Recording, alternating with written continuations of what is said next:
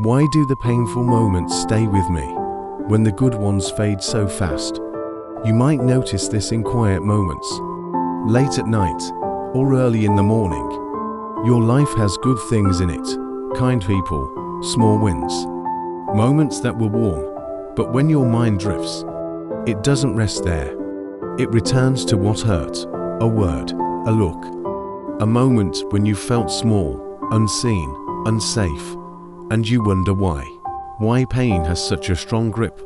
Why happiness feels light and brief, while pain feels heavy and lasting.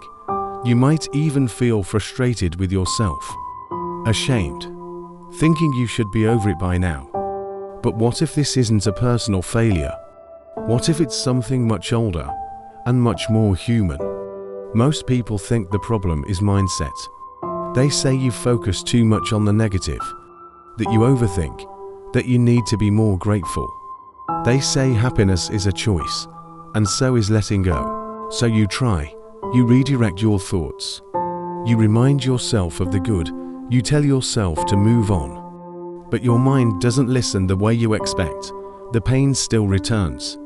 Sometimes quietly, sometimes suddenly. And each time it does, it feels like proof that something is wrong with you.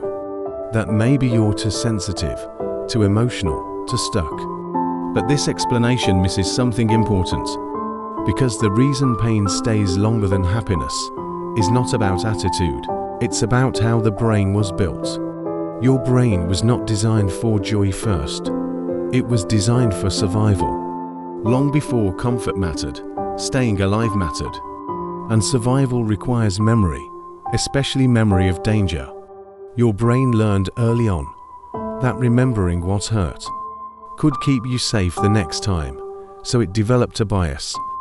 Psychology calls this negativity bias, but you don't need the term to feel it. It simply means this: your brain gives more attention, more detail, and more weight to what feels threatening or painful than to what feels pleasant or safe.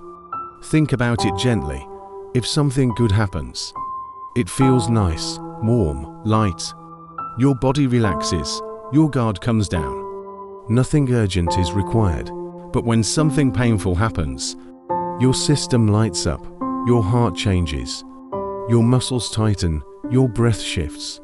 Your body marks the moment as important. Remember this, don't let it happen again. Pain creates a stronger imprint because it carries a survival message. This is where emotional memory comes in. The brain stores emotions more deeply than facts. You may forget what someone said, but you remember how it made you feel. You may forget the date or place, but your body remembers the sensation. Shame, fear, abandonment, rejection.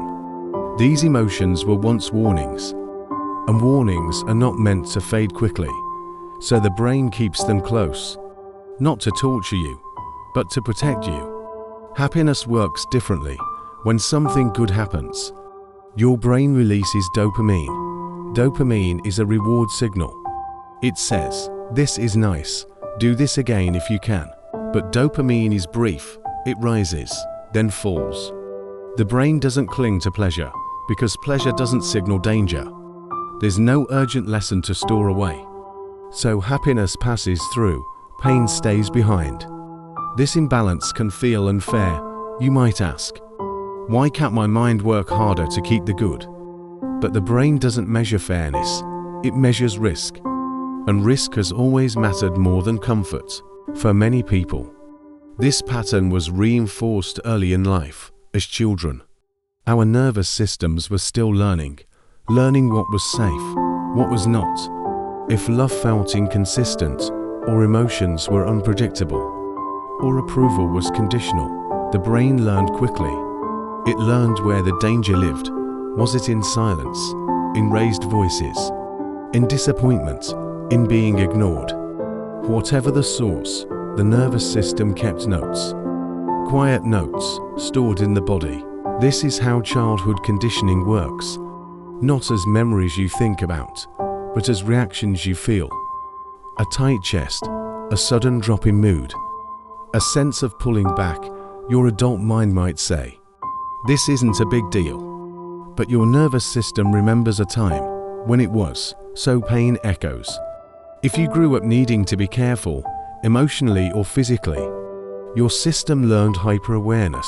You learned to scan for small signs, to notice tone, to read between lines. These skills helped you then. They kept you safe. They helped you adapt. But they also trained your brain to hold on tightly to anything that hurt. As an adult, this shows up subtly. A kind comment makes you smile, then it fades. A critical remark sticks for days. A relationship has many good moments. But one painful interaction replays endlessly. You might lay awake at night, thinking about what you should have said, what you should have done, not because you want to suffer, but because your brain is checking something. Did I miss a threat? Did I misjudge safety? It's scanning the past to protect the future. This can slowly change how you see yourself. You might remember your mistakes more clearly than your strengths, your regrets more vividly than your growth. Pain becomes a reference point. Happiness feels temporary, unreliable. Pain feels familiar, predictable, and familiar often feels safer than unknown joy. There is also the emotional cost of carrying pain longer than happiness. It's quiet, but heavy. You may feel tired emotionally without knowing why. You may feel guarded, less open. You might hesitate to trust positive moments, thinking this won't last, or worse, something bad must come next. This isn't pessimism. It's conditioning.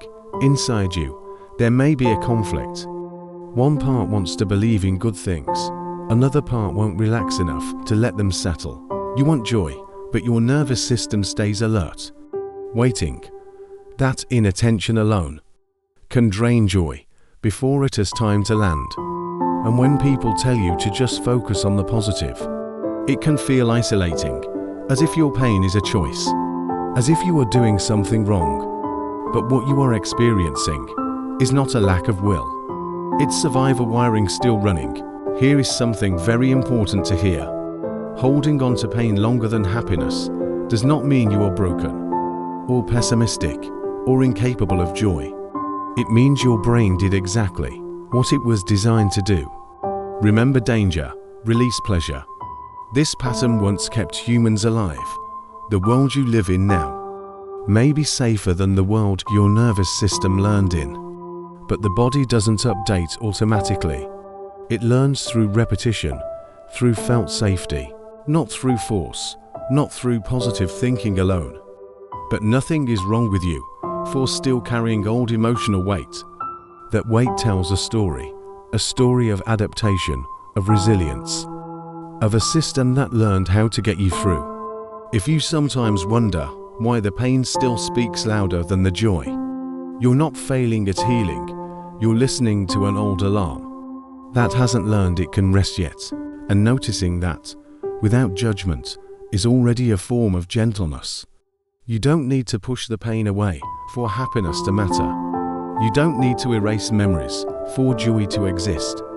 Both can be present.